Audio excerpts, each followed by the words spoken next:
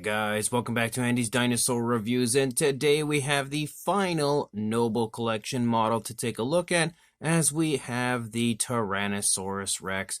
And this is showing, as per usual, when it comes to these Noble Collection figures, kind of the most iconic scene of the Rex in Jurassic Park, and that would be the moment that it had just thrown the raptors into the skeletons, poses for the "When Dinosaurs Ruled the Earth" banner to fall down in front of it, and that's exactly what they have replicated here. It looks really cool. I haven't taken it out quite yet to get a good look at it because I wanted to wait for the review. All we can see it here is behind the plastic case and then behind the glass case, so there's quite a bit kind of hiding it a little bit, not giving us a true, really nice, good view of it, so we will, of course, get to that here very soon. But you can see that it follows the same style as the other two, which were the Dilophosaurus and Velociraptor, and we again have the image up here at the top with like the skulls and stuff, and then the dinosaur's name right there. And then if we turn it here to the side, you can again see the Jurassic Park logo, some vegetation, and then here on the back showing us basically what the model looks like out of the packaging. So let's go ahead, remove the plastic slip, and take a look at it from there. Then once we remove the plastic slip, we now have a glass case that sits over it, and yet again we still really can't see much because the glass and the glare and everything, it's just shining all of the detail away. If we kind of, turn this up there, we can kind of get a better idea of what it looks like, a better view without the glare being so terrible. You can see that in the background there, or you might be able to make it out, that we have the visitor center, like an image of it back there. But as per usual, the glare doesn't really allow us to see it too well, but it does definitely have that, has a little bit of like the skeleton and stuff back there in the background, which is a really cool, very nice touch as far as what the backdrop would be and what you would like the backdrop to be to recreate this scene. So I think that looks really neat as well. And overall, what I can see here, it does look pretty nice, but it kind of looks like it also still follows that same trend with the others, where it looks like it has a little bit of a muted look to the detail.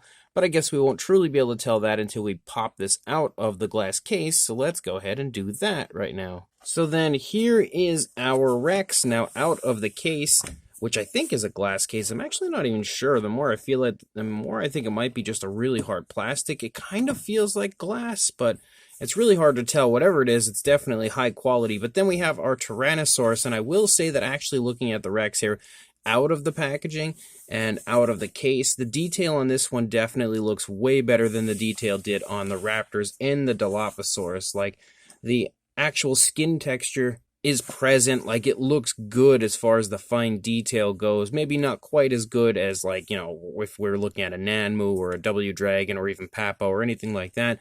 Collect a Safari LTD, like the list could go on and on. It doesn't look quite as good as what you would see on those type of figures, but as far as like a really cool kind of Jurassic Park collectible made by a company that doesn't always create dinosaurs, it's pretty nice. And I will say they've added in some nice elements of realism on this one, like a nice gloss coat for the eye, beautiful gloss coat there for the tongue, and of course that really nice "When Dinosaurs Ruled the Earth" banner looks awesome here in front of the Rex. Definitely a very nice piece as far as recreating that scene at the end of Jurassic Park. I would say the positioning of the Rex and the banner and everything isn't perfect, but none of these collectibles so far have perfectly replicated any scenes from Jurassic Park. So it's basically like the gist, I would say, of it is what they create, and it looks really neat the way that they've done this. So let's go ahead and jump straight to a closer look at this right now. So just like with the others of this sort, we can remove the Tyrannosaurus. So we can take him off of the base entirely, which helps to give us a nice better look at him. So you can see up here, well, I guess I should actually say her because it's replicating Rexy, but you can see up here at the head sculpt, it actually looks pretty decent. As far as replicating a Jurassic Park T-Rex head sculpt, I feel like the overall shape and everything looks really nice. The fine detail is okay, a little lacking, I would say, in the face, because although it's there, it seems kind of muted in certain spots. But considering the size of the figure, I don't really, hold any points or anything against it. Like, I don't think it's necessarily a downside, because even with the somewhat muted head sculpt, like, it actually looks really nice. And you can see a beautiful painted eye right there. painted actually with more of like an orange and a black pupil. You can definitely see the gloss coat shining right there. The inside of the mouth is, of course, our Rex has its mouth open. The inside of the mouth sports a nice purplish tone here in the side of the mouth, and you can see some pretty nice detail right there in the skin flap area. You've also got the tongue present there, painted with a nice very dark red, and then you can see again that the coloration extends throughout the entire inside of the mouth. Looks pretty darn nice overall, and of course has a nice gloss coat like I had stated earlier in the review, which I think also looks really good. So some nice added elements of realism. The teeth are also painted with a yellowish tone, like a light yellow, which I think helps to give it a bit more of a realistic look. Although over here, some of the paint is not perfectly painted on there. You can see it's a little bit sloppy. In fact, most of those teeth right there in that one spot, like most of the upper part of those teeth, it doesn't actually have any paint on it at all, so I may end up having to touch that area up. But aside from that, I think the paintwork looks pretty good. Again, the eye over here is very nicely placed. Everything else looks pretty precise. We have some nice variations of brown for the face of the Rex, as we have lighter and darker shades of brown that smoothly transition back and forth. And then the lower jaw has kind of like a light gray dry brushing over it, which maybe isn't the perfect appearance for a Jurassic Park T-Rex, but I think it at least gives a little color variation in that area, so that I think looks pretty okay. And it does also highlight some of the detail and let you know that although some areas look kind of muted, it does have some fine detail and it doesn't look terrible. As you move back here into the neck region of the T-Rex, you can see a lot of really nice skin movement shown, like skin creasing and wrinkling and stuff, because the Rex, of course, has its head turned to the left. You can also actually see like tensing in the neck as well, of course, as the dinosaur is letting out a roar. We can also see as we move down here that we have the wounds from the Velociraptor attack. You can see we've got quite a few scratches. They have been given some nice dark reds to insinuate the blood, and we also have a nice gloss coat on those wounds as well. So they really did a good job of kind of capturing that moment right after the Tyrannosaurus fights the raptors and everything and has the wounds and everything on the side of it. I think they did do a good job of capturing that moment quite nicely here in the sculpt. You can also see some more pretty nice detailing here in the stomach region, especially like right here. As you can see, the dinosaur, of course, has a nice sharp turn to its body, the legs kind of pushing into the stomach. You would definitely see some scrunching of the skin right there. You can also kind of pick out the rib cage a little bit, so they've done a pretty good job of showing that off. You can also see the arm sculpt looks pretty good. Nicely painted nails here with the black at the end of the fingers. And although there is some color variation, it kind of looks like we just have two tones of brown, I would say, for this, like a very dark tone and a somewhat lighter but still pretty dark tone of brown for the Rex. There also seems to be maybe some dry brushing in a few areas, but not too many areas. You can see the spinal column running along the back of the Rex. You've got the hip bones very nicely elaborated right there. You can see a seam where the leg connects, but I don't think it's, an eyesore or anything like that. It's definitely there. It's pretty noticeable, but it's not terrible by any means at all. You can see the nice muscle definition here in the thigh. Pretty nice looking skin texture in the thigh, actually. That's one area that I feel like the detail does stand out pretty nicely, is that area in the thigh. As you move down here, you can see the muscles in the calf as well flexing. The kneecap present right there. Some kind of creasing in the joint of the knee and the back of the knee, but not too great. Then we move down into the foot sculpt, and although I think the foot sculpt does look really good, like as far as the JP Rex foot sculpt goes, that looks pretty darn nice, and there's some nicely painted nails, but there's like some random splotchy, sloppy paint on mine. I don't know why that is. I really have no idea what's going on here. Actually, it almost appears as though maybe the paint has completely been rubbed off right there. I'm pretty sure that's actually what I'm looking at. So that's a very, very big downside to this figure, and something that I will definitely have to touch up, because even though I usually like to keep my figures original, in this situation like that is definitely not what it would have looked like originally. Like, that's a pretty bad defect that I would like to get rid of.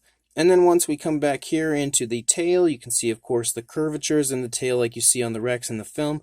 Maybe not quite the length of the tail that you would see on Rexy, but it still looks okay for what it is. You can see, again, some decent detailing, some kind of like skin movement there shown with the curl of the tail, the spinal column, again, running along the back of the tail. As you come around the side, you can again see pretty nice detailing as you move along here, honestly. It's not, again, incredible, but it's not bad. You can see the detailing there in the thigh region again as well, and the hip up here. As we move down, you've definitely got a nice bulging calf muscle as well as the kneecap present. the foot sculpt yet again. It looks better over here because we don't have that big area of paint destroyed on the foot. You can actually see the dew claw over there as well, which is a plus, and they're all painted. The toes of the feet as well as the dew claw back there. It's really nice to see that all painted. You can see some of the skin stretching off of the body again right here. That's one thing that I feel like we didn't really see too much on the Dilophosaurus or Velociraptors, would be like skin stretching, folding, wrinkling, anything like that. So it's nice to see that it is present on this Rex. You can see the rib cage. I will say that it looks horribly shrink wrapped, and honestly, it looks like from this side, it makes the dinosaur look like it's sick. Like, it's really, really weird looking how shrink wrapped they have the rib cage right there. That's pretty rough looking, honestly, from this side. You can see the arm here is in a different position than the arm is on the opposing side, kind of held back a little bit further. Similar look, of course, because we've got the nicely sculpted out fingers and nicely painted fingernails. You can kind of see the shoulder blade and stuff, again, all very, very badly shrink wrapped. And then as we move back up here toward the head, you can see more of those wounds again from the Velociraptor attack, nicely painted with that dark red, again sporting a pretty nice gloss coat as well. And then of course the head sculpt looks really, really nice. On the underside, we do have some nice light dry brushing with like a light gray, but that's really about it. It's not very consistent. You can see it's just kind of like they gave it a once over and didn't really care too much, it seems. But the detailing is there. We don't have the trademark appearance to the larger scales of the underside like you would actually see on a Jurassic Park T-Rex, which leads me to believe that although they did do a decent job of sculpting this out, they didn't thoroughly go through with the homework that they should have to give us a nice accurate JP Rex. It looks okay from the underside. Again, same style of detailing, not perfect, but not bad. So as far as the Rex goes, I think it looks pretty good. It certainly has room for improvement, but again, considering they don't do this all the time, they're fairly new to Jurassic Park collectibles, I think it looks alright. And then you can see the floor down there, a little bit, kind of. Looks pretty good. And then, of course, that would connect to the base here that we have, which does sport kind of like that pile of rubble after everything has collapsed, after the Tyrannosaur throws the raptors into what's left of the skeletons. We've got some pieces here of the skeletal structure of the display that the raptors end up in, you know, and everything. It's pretty nicely painted, honestly. You've got a little bit more down here, and then, of course, the when dinosaurs ruled the earth banner there falling down in front of the Rex. I think the banner looks perfect as far as the appearance to it, the coloration, and the font and everything used. Like, it looks really, really good, and they've done a good job of kind of connecting it right here so that it still appears to be falling down in front of the Rex. It looks really neat. And then you've got the Jurassic Park logo right here, front and center as always. And then the underside, which is something I didn't really point out, I don't think, too much in the previous reviews, but you've got Universal, and then of course the Noble Collection down there. So overall, again, it's pretty darn nice, but not perfect, but still, as far as these go, it's a really nice collectible for a very affordable price. And then to reapply your T-Rex, you can see there's kind of like a little circular area here. You just basically have to match this up and push it in. It kind of clicks into place and sits there pretty darn nicely. For a size on our Rex, for a height, you are looking at, I would say, about 5 3/4 inches or around 14.5 centimeters.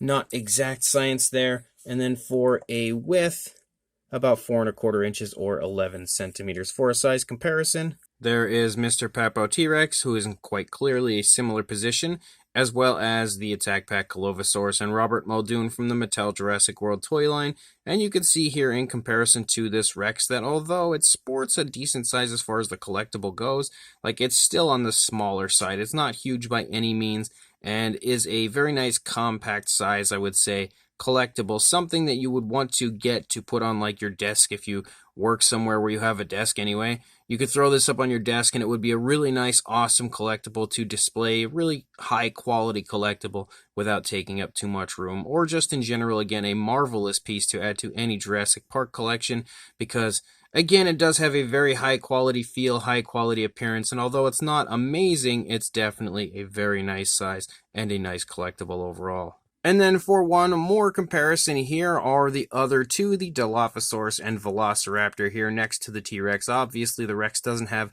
its case over top, but I wanted to give you a rough idea, again, of what the size is between all three. You can see all three are a very similar size. Obviously, the Rex is the largest dinosaur of the group, but all sport a fairly similar size as far as the overall collectible goes, and definitely some really cool stuff here released by the Noble Collection. So this Jurassic Park Tyrannosaurus Rex Noble Collection release is another fun release from them, and honestly the entire series here was really quite impressive if you ask me, because again, it was one of those things where I had seen the images initially, I was really excited, but as time went on and I was awaiting their release, I was like, they don't look as great as I thought they did. Some of the images in the actual catalog, didn't really strike me as super impressive, but getting them here in hand, I can see that they're actually way nicer than I thought they would be, and definitely something that I'm really happy to have entering my collection.